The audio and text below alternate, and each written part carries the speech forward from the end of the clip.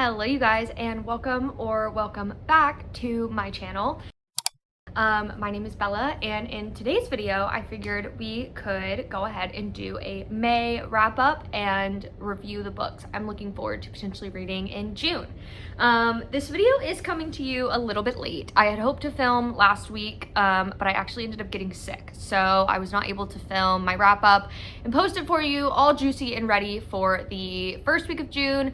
But that's okay because I kind of am doing a bit of a mood read this month, and we'll get into that a little bit later, but you're not really missing out on much, and we still have a glorious 3 weeks left in June to figure out what we're gonna be reading and chat about it. So I thought we could dive in by going over the books that I read in May. I had a surprisingly pretty good reading month in May. I ended up pulling out a last minute rally, reading marathon read at the last 2 days of the month. I really like to try to read 3 books a month if I can. I feel like that usually works out pretty well for my schedule, and it is, overall just my preference, like I said. So I got to the last weekend in May and realized I had only read 2, and I thought, we can read 1 more. We can do it. I am a pretty good reader. I read pretty quickly, nothing crazy, but I can pull out probably a 300-ish, 400-ish page book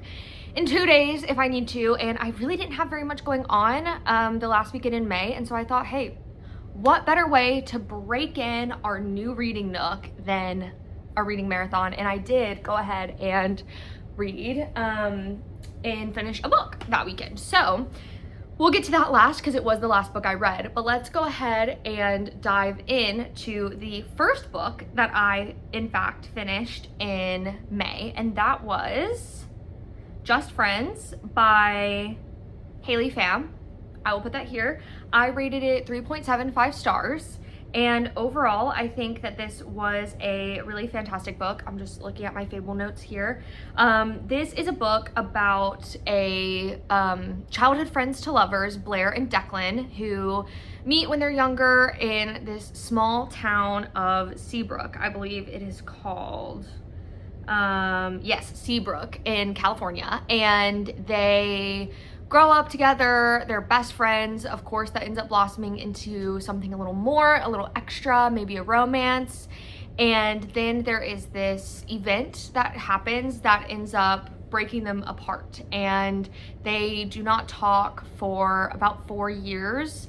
And then Blair ends up moving on. She goes to college, whatever, and then a certain event in her family's life brings her back to Seabrook, and she runs into Declan looking for a summer job at a coffee shop. So that kind of rekindles this connection between them. Obviously it's quite awkward at first while they both are kind of figuring out where they stand. They're thinking about the past, they're thinking about where they are now. You can definitely tell there's some longing, there's some, wishing for things to be different, but there definitely is still a divide between them.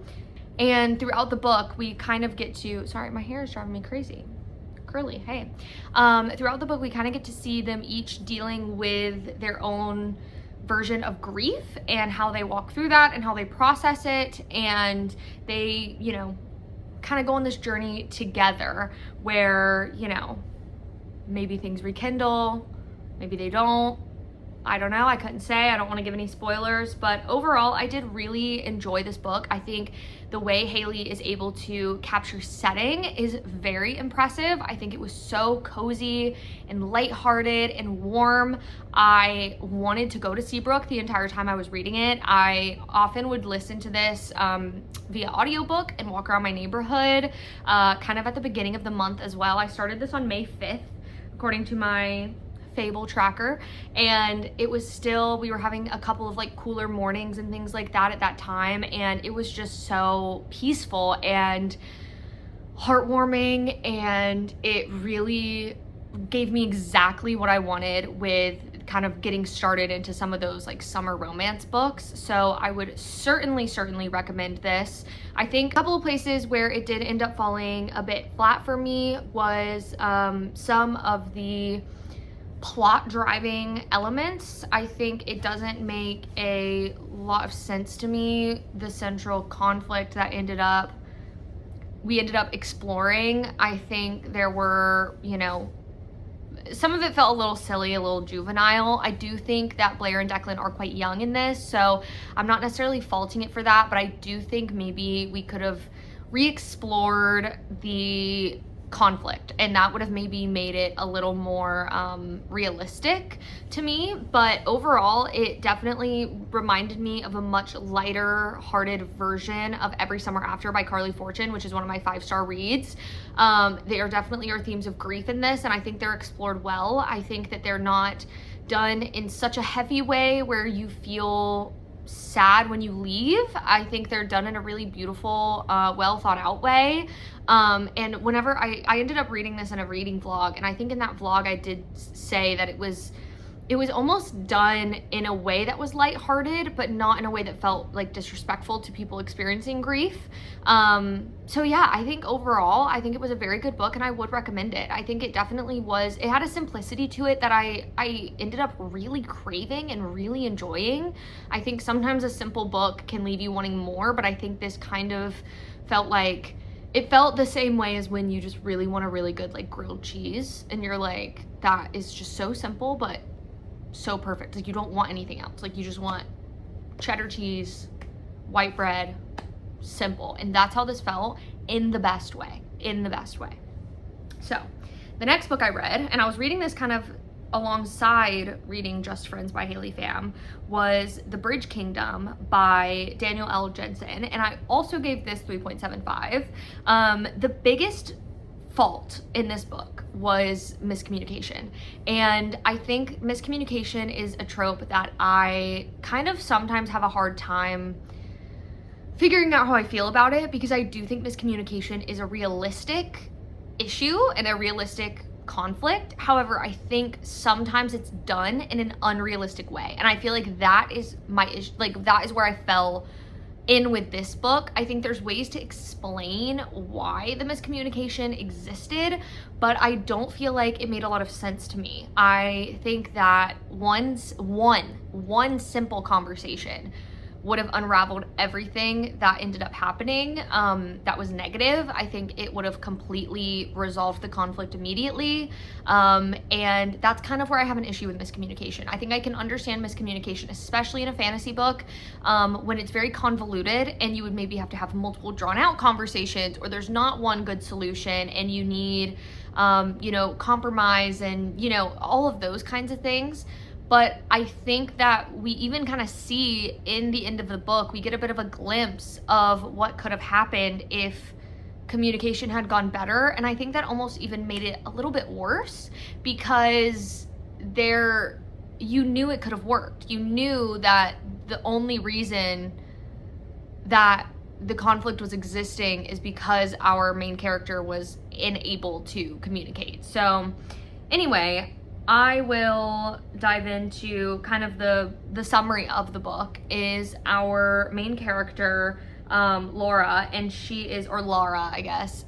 She is betrothed to the King Aaron of the Bridge Kingdom, and she is essentially been trained from birth to be a spy, because in her kingdom they really underestimate women, and women are not you know, pillar of society that you would assume to really have anything going on up here. Like they're just kind of mothers, wives, you know, they don't really have a lot going on in their kingdom because they're very, very sexist. So they kind of train Laura with the idea that she will go and basically be able to secretly take over because they'll underestimate her so much. However, in Aaron's kingdom, they do not underestimate women, and a lot of women are warriors, fighters, strategists, so they're immediately suspicious of her. Now, they do know that in Laura's kingdom, they don't value women as much as they value men, so that does help her fly under the radar a little bit, but in general, I think that our male main character, Aaron, does expect her to have a brain and her to have strategy, and does kind of suspect her from the beginning. But anyway, as Laura is in the kingdom and as she is getting to know Aaron, she starts to fall in love with him and his kingdom. And all of this is summary, so none of these are spoilers.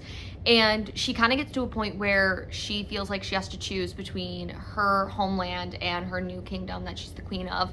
And that's kind of where our conflict arises. And kind of, like I said, where I started to have some issues, because I don't think it was an either or. And I think we end up seeing that, but she makes it an either or, and that's very frustrating to me. So that's where I ended up giving it a lower rating. However, some of the things I loved about it was the setting, I think, was described so vividly. I could see it in my mind. The bridge, as well as the like rainforest environment that Ithacana, I think, which is where Aaron lives, that's his kingdom, is so rich. It's so vibrant, and I loved so much about that. I also really loved the way that they characterized Laura. I loved the way they characterized Aaron. I think all of the side characters were pretty rich and they were well thought out. I think they all had a good amount of personality.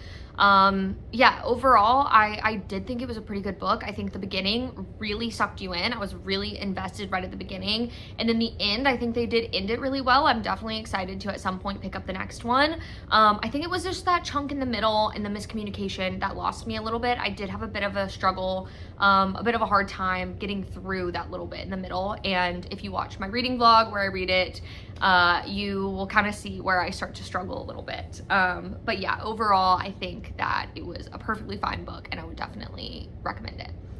Okay, so now onto my kind of impromptu reading marathon book that I ended up reading at the end of May, and that was Divine Rivals by Rebecca Ross. And this book is so hyped. It is like #1 on Book Talk, BookTube, Bookstagram. If you ask somebody to recommend you a YA fantasy, this will be on the list for good reason. I absolutely devoured this book, and this is why I chose this one to kind of do my little impromptu marathon. One, it is, I think it's like 360 something pages. I'm trying to look here and see if it will tell me on Fable, but I don't see it. But anyway, yes, it's about 360 pages. So it took me about 2-3 sessions of reading, about an hour and a half, 2 hours to kind of get through this. And I was eating it up the entire time. This follows our main character. What is her name? Iris. Jeez, yes, okay. So this follows our main character, Iris, and our male main character is Roman, I believe. Yes, Roman. And Iris and Roman are rivals working for a newspaper, and they end up finding love through a magical connection that they have through these 2 old typewriters that are passed down from their grandmothers. And they are kind of in this, like, in the middle of this war against God. So you have Decray, I believe, he's called Inva. Yes, okay. So we have Inva and Decray, and they are currently warring, and we don't exactly know why, but yes, they are warring, and I am not describing this very well at all. Long story short, Iris and Roman are rivals at the paper, and they're both going for a columnist position. Iris is writing these letters and slipping them under her wardrobe, and one day she ends up getting a letter back. They live in kind of a whimsical, magical world, so the fact that these letters are disappearing is kind of just like, well, there must be magic in the walls. And she ends up discovering that her and the person writing her back have this magical connection through their shared typewriters that they both got from their grandparents handed down to them.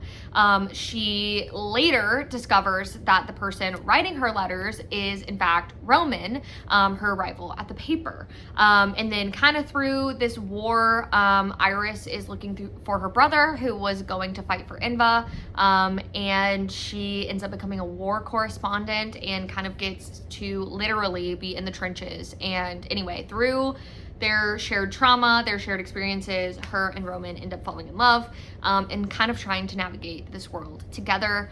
I think that this world is so rich in character and description. I think that the magic system is very interesting. There's not a lot of magic in the beginning. Really, the strongest bit of magic we see comes to play with the typewriters, which is very interesting. But we do live in a world with warring gods, so we definitely get a little bit of magic through that. And I think that the way it's written is so beautiful. I have so many quotes that I highlighted. I have so many elements of this that I just like couldn't stop thinking about. I think that their love for each other is so potent and so deep, and it felt very real, and I really appreciated that about it. But yeah, overall, I ended up giving this book 5 stars. It is definitely not overhyped in my personal opinion. But yeah, okay, so here's a couple of highlight for examples. So it says, Iris remained, typing slowly and arduously, as if every word had to be pulled from her marrow. I thought that was, very interesting, very good way to essentially say that she was having a hard time writing. This one I really liked. This is one of the first ones where her and Roman are interacting. It says, Iris stepped over the threshold. Her arm brushed his chest. She heard him exhale, a hiss as if she had burned him, and she wanted to laugh. She wanted to taunt him, but she felt scraped clean of words. And they kind of have a little bit of that rivalry going on, which I kind of love to eat up the entire time. So anyway, overall, I really enjoyed reading this. I thought about, and I actually did record a couple clips of me reading it, but I literally sat in this chair for 2 days and just binged it. So there really was not a lot of fascinating footage. So if you guys want to see me do some kind of like reading marathon, let me know. But I kind of thought about it, and it just ended up being a lot of boring footage of me sitting and reading. So I didn't really think there was much there. But anyway, that kind of wraps up all of the books I read in May. And that carries us over to talking about the books I want to read in June. This is a little interesting because I actually have some books I'm already reading, but I am a bit of a mood reader. I kind of jump around the books that I read. And so yeah, let's just dive in and talk about it. So first things first, I'm already reading a book called Sunburn. What's the author? Let's see. By Chloe Michelle Howard. I'll put that here. I am about 20% into this, and I am really enjoying it. So I definitely will be finishing this month. This is officially on June TBR. So Sunburn is one that is already on here. The synopsis of that is, in the early 1990s, in the Irish village of Crossmore, Lucy feels out of place. Despite her fierce friendships, she's always felt this way, and the conventional path of marriage and motherhood doesn't appeal to her at all, not even with handsome and doting Martin, her closest childhood friend. Lucy begins to make sense of herself during a long, hot summer when a spark with her school friend Susanna escalates to an all-consuming infatuation, and very quickly to a desperate and devastating love. Fearful of rejection from her small and conservative community, Lucy begins living a double life, hiding the most honest parts of herself in stolen moments with Susanna. But with the end of school and the opportunity to leave Crossmore looming, Lucy must choose between 2 places, 2 people, and 2 futures, each as terrifying as the other, but only one can offer her real happiness. So this I've heard described as kind of a sapphic version of Normal People, which sounds great. I loved Normal People. And so I saw Sarah Caroli actually reviewing this for her June TBR, and I don't think she chose it because she was doing kind of a you pick situation, but it sounded so interesting. I immediately added it to my TBR, and then the other night when I ended up DNFing Feather So Vicious, I picked this up. So yes, this is officially on my June TBR. But aside from that, I was reading Feather So Vicious and ended up DNFing that because it had a lot of dark themes that I just really kind of struggled with. I also have kind of been in the middle of reading Daisy Hates by Jessa Hastings. I might finish that this month. I have really been enjoying it. I am, let's see, how far into this am I? I'm on chapter 26. I'm about 30% through. This is one of the books that I will pick up and read if I'm at work and we have a slow moment, or I just need to take a mental health break. I will pick this up and read it. So those are just a few books that are currently on my radar. Now, regarding a like true TBR, we can look over at my TBR shelf, and I can actually, let's see if I can move ya. There we are, our TBR shelf. And okay, if we look right here, Tom Lake by Ann Patchett ended up getting chosen to be my Bella's Book Babes Fable book club book for the month. So I will be reading and finishing Tom Lake. And always, Bella's Book Babes is in my description. So the link is there if you want to join. We have a lot of fun. So this is, let's see. Oh, another Laura. Interesting. Okay. Yeah, Laura's 3 daughters return to the family orchard in northern Michigan. While picking cherries, they beg their mother to tell them the story of Peter Duke, a famous actor with whom she shared both a stage and a romance years earlier at the theater company called Tom Lake. As Laura recalls the past, her daughters examine their own lives and relationships with their mother and are forced to reconsider the world and everything they thought they know. Interesting. So it's a bit of a romance, a family. I feel like it's probably going to give fiction more than romance. But I am very, very excited to read this. It gets pretty good reviews and it's pretty short. Let's see. Yeah, right at about 300 pages. So this should be a pretty quick read, but I am very excited about this. But yeah, aside from that, kind of where we're at is I am still rereading Silver Elite. This is one I started in May. I will finish in June. But I don't entirely count that because I actually haven't been super diligent with my reread. But my book club, my local book club, is currently reading this. So I kind of have had that on my radar. And then other things on my want to read that I can really see getting to in June is Just for the Summer by Abby Jimenez. This is a book that I think we might pick up for our next book club book, which we will be starting next week. So I will start and finish that in June as well. We're going on a little girls trip beach excursion, which I am going to try to vlog. And I believe this is the book I am going to start while we're there. And this book is a romance book, and it says Justin has a curse and thanks to a Reddit thread is now all over the internet. Every woman he dates goes on to find their soulmate the second they break up. When a woman slides into his DMs with the same problem, they come up with a plan. They'll date each other and break up. Their curses will cancel out each other's, and they'll both go on to find the love of their lives. It's a bonkers idea, and it just might work. Emma hasn't planned her next assignment as a traveling nurse Emma hadn't planned, that her next assignment as a traveling nurse would be in Minnesota, but she and her best friend agree that dating Justin is too good of an opportunity to pass up. Apparently, I can't read today. Especially when they get to rent an adorable cottage on a private island on Lake Minnetonka. It's supposed to be a quick fling just for the summer, but when Emma's toxic mother shows up and Justin has to assume guardianship of his 3 siblings, they're suddenly navigating a lot more than they expected, including catching real feelings for each other. What if this time fate is actually brought the perfect pair together?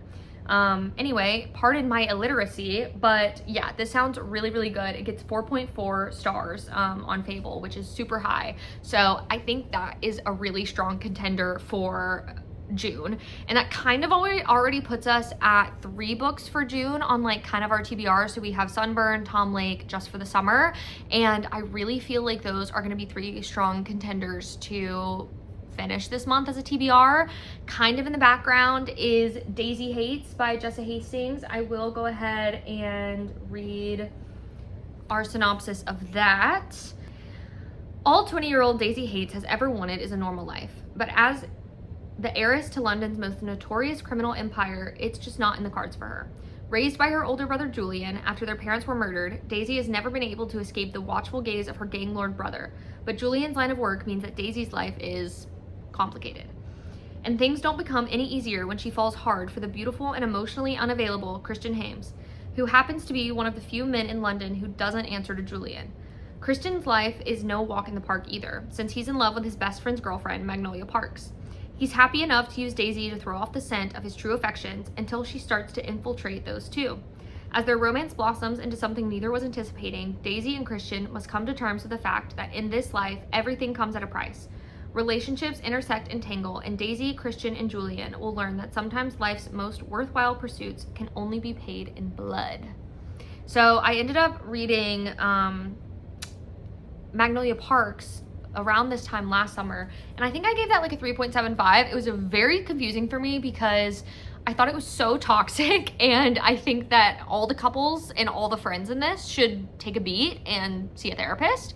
But at the same time, I thought it was so fun. So I actually kind of started finding myself, if you watched my summer book recommendations video, you'll see I found myself craving kind of the drama and the spice.